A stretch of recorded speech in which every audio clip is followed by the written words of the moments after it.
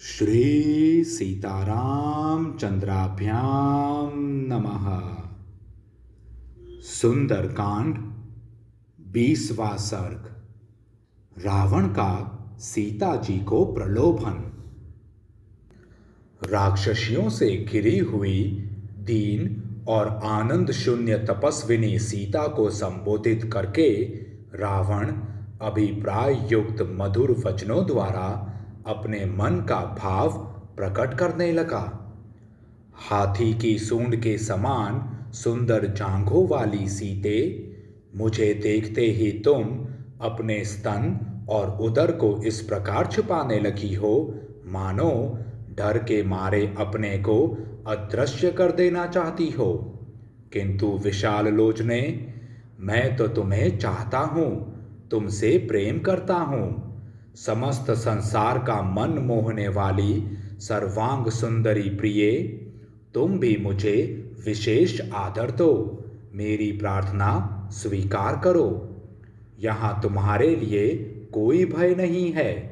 इस स्थान में न तो मनुष्य आ सकते हैं, न इच्छानुसार रूप धारण करने वाले दूसरे राक्षस ही, केवल मैं आ सकता हूँ।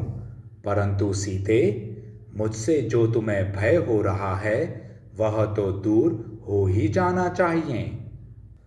बीरू, तुम यह न समझो कि मैंने कोई अधर्म किया है।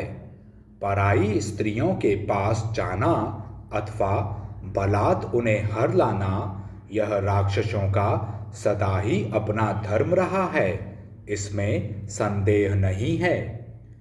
मिथिलेश नंदिनी, ऐसी अवस्था में भी जब तक तुम मुझे न चाहोगी तब तक मैं तुम्हारा स्पर्श नहीं करूंगा, भले ही कामदेव मेरे शरीर पर इच्छानुसार अत्याचार करें। देवी, इस विषय में तुम्हें भय नहीं करना चाहिए। प्रिये, मुझ पर विश्वास करो और यथार्थ रूप से प्रेमदान दो। इस तरह शोक से व्याकुल न हो जाओ। एक वेणी धारण करना, नीचे पृथ्वी पर सोना, चिंतामग्न रहना, मैले वस्त्र पहनना और बिना अवसर के उपवास करना, ये सब बातें तुम्हारे योग्य नहीं हैं। मिथिलेश कुमारी, मुझे पाकर तुम विचित्र पुष्पमाला, चंदन, अगरू, नाना प्रकार के वस्त्र, दिव्य आभूषण, बहुमूल्य पेय, शय्या, आसन, नाच, गान और वाद्य का सुख भोगो। तुम स्त्रियों में रत्न हो, इस तरह मलिन वेश में न रहो। अपने अंगों में आभूषण धारण करो। सुंदरी, मुझे पाकर भी तुम भूषण आदि से असम्मानित कैसे रहोगी? यह तुम्हारा नवोदित सुंदर यौवन बीता जा रहा है। जो बीत जाता है वह नदियों के प्रवाह की भांति फिर लौटकर नहीं आता। शुभ दर्शने, मैं तो ऐसा समझता हूँ कि रूप की रचना करने वाला लोक स्रष्टा विधाता तुम्हें बनाकर फिर उस कार्य से विरत हो गया, क्योंकि तुम्हारे रूप की समता करने वाली दूसरी कोई स्त्री नहीं है। विदेह नंदिनी, रूप और यौवन से सुशोभित होने वाली तुमको पाकर कौन ऐसा पुरुष है जो धैर्य से विचलित न होगा, भले ही वह साक्षात ब्रह्मा क्यों न हो। चंद्रमा के समान मुख वाली सुमध्य में मैं तुम्हारे जिस जिस अंग को देखता हूँ उसी उसी में मेरे नेत्र उलझ जाते हैं। मिथिलेश कुमारी, तुम मेरी भार्या बन जाओ। पातिव्रत्य के इस मोह को छोड़ो। मेरे यहाँ बहुत सी सुंदरी रानियां हैं, तुम उन सब में श्रेष्ठ पटरानी बनो। भीरू, मैं अनेक लोगों से उन्हें मत कर जो जो रत्न लाया हूँ वे सब तुम्हारे ही होंगे, और यह राज्य भी मैं तुम्ही को समर्पित कर दूंगा। विलासिनी, तुम्हारी प्रसन्नता के लिए मैं विभिन्न नगरों की मालाओं से अलंकृत इस सारी पृथ्वी को जीतकर राजा जनक के हाथ में सौंप दूंगा। इस संसार में मैं किसी दूसरे ऐसे पुरुष को नहीं देखता जो मेरा सामना कर सके। तुम युद्ध में मेरा वह महान पराक्रम देखना जिसके सामने कोई प्रतिद्वंद्वी टिक नहीं पाता। मैंने युद्ध स्थल में जिनकी ध्वजाएं तोड़ डाली थीं, वे देवता और असुर मेरे सामने ठहरने में असमर्थ होने के कारण कई बार पीठ दिखा चुके हैं। तुम मुझे स्वीकार करो। आज तुम्हारा उत्तम श्रृंगार किया जाए और तुम्हारे अंगों में चमकीले आभूषण पहनाए जाएं। सुमुखी, आज मैं श्रृंगार से सुसज्जित हुए तुम्हारे सुंदर रूप को देख रहा हूँ।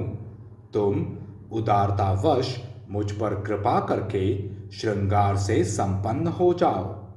भीरू, फिर इच्छानुसार भांति भांति के भोग भोगो, दिव्य रस का पान करो, विहरो तथा पृथ्वी या धन का यथेष्ट रूप से दान करो। तुम मुझ पर विश्वास करके भोग भोगने की इच्छा करो और निर्भय होकर मुझे अपनी सेवा के लिए आज्ञा दो। मुझ पर कृपा करके इच्छानुसार भोग भोगती हुई तुम जैसी पटरानी के भाई बंधु भी मनमाने भोग भोग सकते हैं। भद्रे, यशस्विनी, तुम मेरी समृद्धि और धन संपत्ति की ओर तो देखो। सुभगे, चीर वस्त्र धारण करने वाले राम को लेकर क्या करोगी? राम ने विजय की आशा त्याग दी है। वे श्रीहीन होकर वन वन में विचर रहे हैं, व्रत का पालन करते हैं और मिट्टी की वेदी पर सोते हैं। अब तो मुझे यह भी संदेह होने लगा कि वे जीवित भी हैं या नहीं। विदेह नंदिनी, जिनके आगे बगुलों की पंक्तियां चलती हैं, उन काले बादलों से छिपी हुई चंद्रिका के समान तुमको अब राम पाना तो दूर रहा, देख भी नहीं सकते हैं। जैसे हिरण्यकशिपु इंद्र के हाथ में गई हुई कीर्ति को न पा सका, उसी प्रकार राम भी मेरे हाथ से तुम्हें नहीं पा सकते। मनोहर मुस्कान, सुंदर दंतावली तथा रमणीय नेत्रों वाली विलासिनी, भीरू, जैसे गरुण सर्प को उठा ले जाते हैं, उसी प्रकार तुम मेरे मन को हर लेती हो। तुम्हारा रेशमी पीतांबर मैला हो गया है, तुम बहुत दुबली पतली हो गई हो और तुम्हारे अंगों में आभूषण भी नहीं हैं, तो भी तुम्हें देखकर अपनी दूसरी स्त्रियों में मेरा मन नहीं लगता। जनक नंदिनी, मेरे अंतःपुर में निवास करने वाली जितनी भी सर्वगुण संपन्न रानियां हैं, उन सबकी तुम स्वामिनी बन जाओ।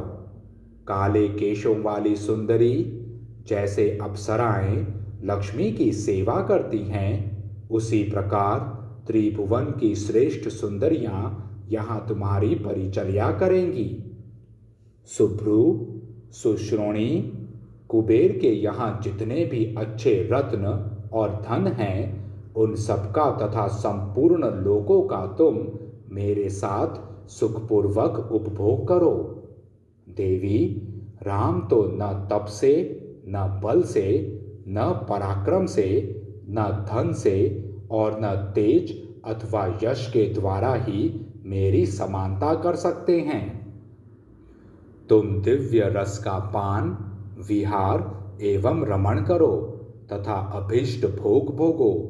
मैं तुम्हें धन की राशि और सारी पृथ्वी भी समर्पित किए देता हूँ। ललने, तुम मेरे पास रहकर मौज से मनचाही वस्तुएं ग्रहण करो और तुम्हारे निकट आकर तुम्हारे भाई बंधु भी सुखपूर्वक इच्छानुसार भोग आदि प्राप्त करें। भीरू, तुम सोने के निर्मल हारों से अपने अंग को विभूषित करके मेरे साथ समुद्र तटवर्ती उन काननों में विहार करो जिनमें खिले हुए वृक्षों के समुदाय सब और फैले हुए हैं और उन पर भ्रमर मंडरा रहे हैं। इस प्रकार श्री वाल्मीकि निर्मित आर्ष रामायण आदि काव्य के सुंदर कांड में 20वां सर्ग पूरा हुआ। जय श्री राम।